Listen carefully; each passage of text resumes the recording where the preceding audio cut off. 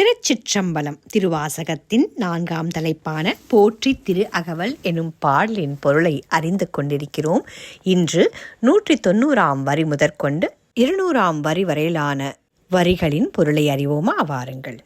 திருக்கழு குன்றினில் செல்வா போற்றி, பொறுப்பமர் பூவனத்தரசே போற்றி, அருவமும் உருவமும் ஆனாய் போற்றி, மருவிய கருணை மலையே போற்றி, துரியமும் இறந்த சுடரே போற்றி, தெரிவரிதாகிய தெளிவே போற்றி, தோளாமுத்துச் சுடரே போற்றி, ஆளானவர்கட்கு அன்பா போற்றி, ஆரா அமுதே அருளே போற்றி, பேராயிரமுடை பெம்மான் போற்றி என்று தொடர்கிறது இப்பாடல் வரிகள். இதன் பொருள்: திருக்கழுக்குன்றினில் இருக்கும் தெய்வமே போற்றி, திருக்கயிலாயமலையில் திகழும் திருப்பூவனத்து சிவனே போற்றி, கருணையே உருவான கருணை மாமலையே போற்றி, அருவாகவும் உருவாகவும் இருப்பவனே போற்றி, சரணம் அற்ற நிலை கடந்த சர்வேசா போற்றி, திறமையும் அறிவும் கொண்டு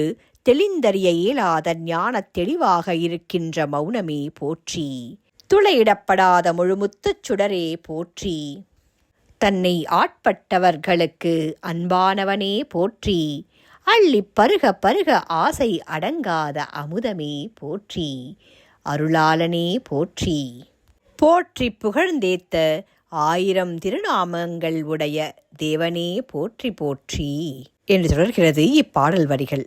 நன்றி. மீண்டும் சந்திப்போம்.